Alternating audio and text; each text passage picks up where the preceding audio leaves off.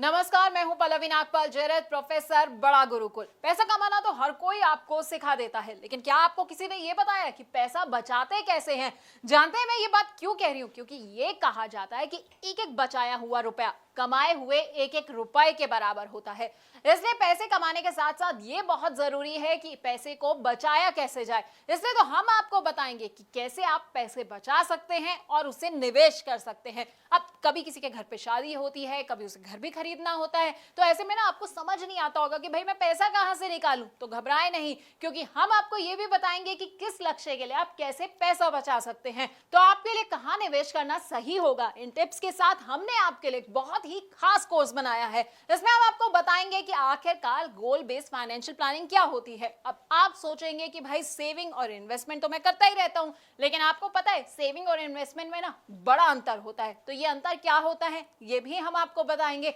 Portfolio management क्या होता है और कैसे आप गोल बेस्ड अपना पोर्टफोलियो बना सकते हैं, ये हम आपको समझाने वाले हैं। अब कई तरह के ना सिनेरियोज होते हैं, जैसे कि लोग क्या करते हैं, थोड़ा थोड़ा पैसा जो है वो हर महीने की सैलरी से निकालते हैं और उसे निवेश कर देते हैं। तो कई लोग क्या करते हैं कि बोनस मिला और सारा का सारा पैसा निवेश कर दिया। तो कौन सा सिनेरियो किसके लिए सही रहता है ये हम आपको बताएंगे। अपने कोर्स में हम आपको म्यूचुअल फंड्स के बारे में भी बताएंगे। और अगर आपके कुछ शॉर्ट टर्म गोल्स हैं, जैसे कि आप सोच रहे हैं कि भाई 6 महीने के बाद जो है ना मैं एक स्कूटर खरीद लेता हूं, या मैं सोच रहा हूं कि 6 महीने के बाद जो है बच्चों को घुमाने ले जाऊं, तो ऐसे गोल्स के लिए पैसा कैसे आपको इकट्ठा करना है ये हम आपको बताएंगे। अब कई आपके गोल्स ऐसे होंगे जो मीडियम टर्म होंगे, यानी कि आप सोच रहे होंगे कि भाई एक फॉरेन में अच्छी सी वेकेशन प्लान कर ली जाए, या फिर मेरे बच्चे की पढ़ाई जो है ना खत्म होने वाली है, अब उसकी हायर एजुकेशन की बारी आने वाली है, तो भाई मुझे उसके लिए पैसा कैसे इकट्ठा करना है, तो वो हम आपको बताएंगे।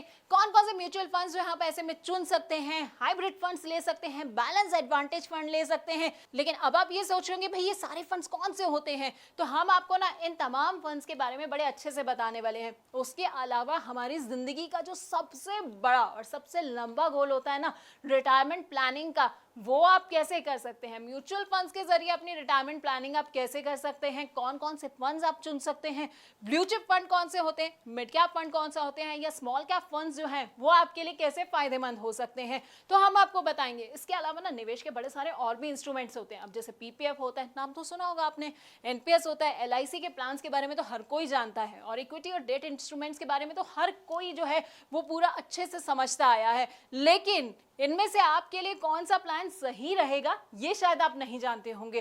तो हम आपको ना अपने कोर्स में इन तमाम प्लान्स के बारे में अच्छे से जानकारी भी देने वाले हैं। और अगर आप रिटायर हो चुके हैं और आप सोच रहे हैं कि भाई मुझे तो बड़ा सारा रिटायरमेंट के बाद जो है ना पैसा मिल गया है, अब इसे मैं कहां पर निवेश करूं, तो बस आपको टेंशन नहीं लेनी है, क्योंकि हम आपको ये भी बताएंगे कि रिटायरमेंट के बाद आप कहां निवेश कर सकते हैं। यानी कि इन 12 वीडियोस में हम आपको आपकी फाइनेंशियल प्लानिंग के बारे में सब कुछ बताने वाले हैं। तो अगर आप अपनी जिंदगी ना सुकून से जीना चाहते हैं, रिटायरमेंट के लिए परफेक्ट प्लानिंग करना चाहते हैं, तो बस आपको क्या करना है, आपको हमारा ये कोर्स देखना होगा।